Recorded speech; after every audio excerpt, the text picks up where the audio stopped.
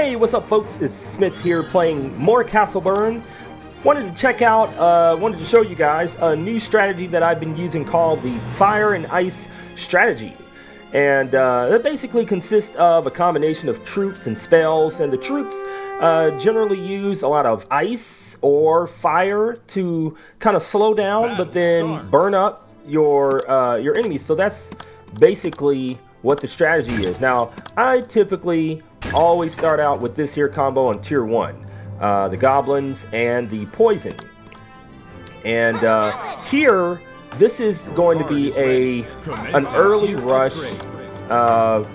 Hopefully, I don't want to wait until tier 3, so that's why I went on ahead and I picked those tier 1 troops first instead of placing a camp first. So you can kind of choose which one you want to do.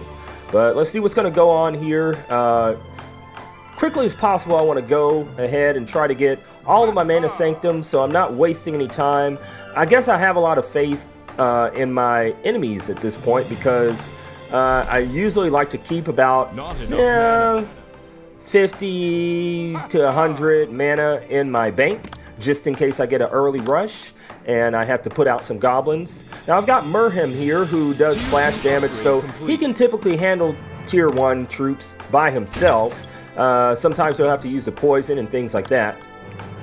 So this is what I'm thinking on this one. So I've got the Frost Mage and the Goblin Rocketeer. That is my first fire and ice, or ice and fire, tier 2 cards there. So the idea is those are both low cost cards. You can see that they each only take up 3 slots, and the Frost Mage is 30 a pop and the Goblin Rocketeer is 35 a pop. So I can get a lot of them on the board, and hopefully it'll be enough. What we just want to do is just kind of keep on building, keep collecting mana, and we'll use these guys to slow down any oncoming troops. And then maybe I'll put out Merhem, and if he can't handle it, then over the top of everybody, I'll send out some Goblin Rocketeers. So that's part of the strategy there. Now we've made it to tier 3. Let's go ahead and get Wendigo and the Dragon. Or is it Wendigo? How do you guys pronounce it? I don't know. But Wendigo, he has about, I think, like 5,500 hit points, and he does 500 damage. So my idea is to put him as a buffer in front of this whole thing. And we're just kind of sending these guys out. We're not going to put any tier 3 troops out right now. We're just kind of seeing what they're working with, what is going on. And so now we're going to get going. I want to push on the right side, and I'm just going to put, maybe like poison here to get some of those. And the poison should be killing them. It doesn't... Poison didn't appear to be working right there. But there's a lot going on there. We're trying to hold the line. The main thing is we don't want to have to rebuild anything. So we're just kind of not really pushing too hard. Just want to get rid of that. And everybody goes back to the castle so we can get some mana back. And now we're going to go with our second push. This time 2 Wendigos going out. And we'll see the damage that they're going to do to these couple of shooters here. Of course, with the help of the Goblin Rocketeer. And this is a good time to use the poison here. Kind of keep everybody back. And here we go with the dragon. So this is definitely going to be our first push. Trying to push the line here. And basically what you want to do when you're holding the line like this is go ahead and start putting your dragons out. You have enough time to collect mana as you're defending. The Wendigos were a big part of that. And if you don't know, when the Wendigos die, they basically freeze everything within their range. That's good for us because then I can drop in something like the dragons to just burn everything up. That's the whole idea. When you get to tier 3, you want your Wendigo kind of to be a buffer, and then your dragons flying overhead, a little bit behind. And so you want the focus then to be on your on your Wendigo, so that they can kill him, and then after he freezes everybody, then your dragons will come and finish him off. And you put things like Goblin Rocketeers and Frost Mages just to help push the advance on. And if you really want to add some, flame to the fire, put your goblins out, and that's just going to make it more difficult for your opponent.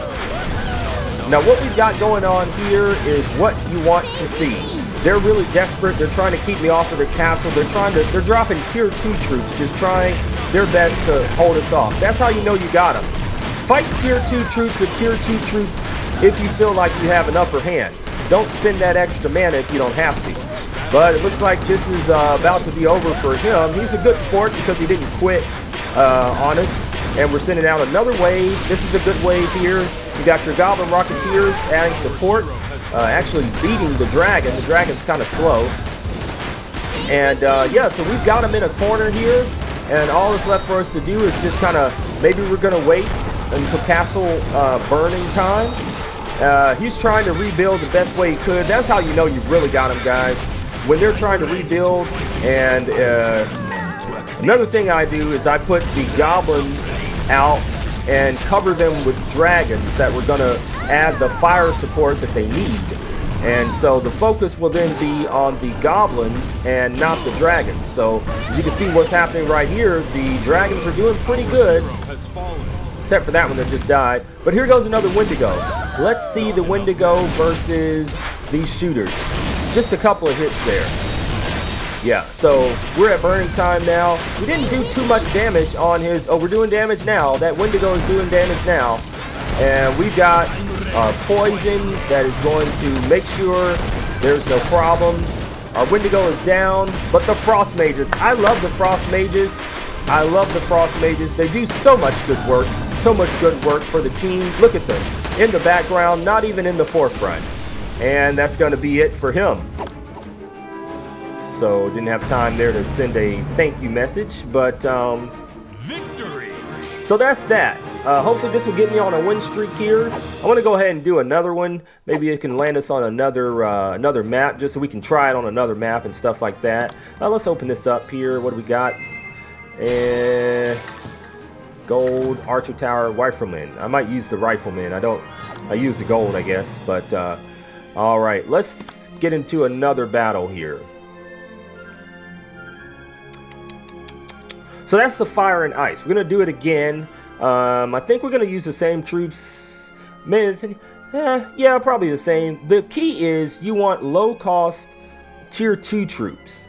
Just enough to defend. Because really the win is going to come from your tier 3 troops with the Wendigo and the Dragon combination. So that's what we want to work toward. We want to get there quick if we can.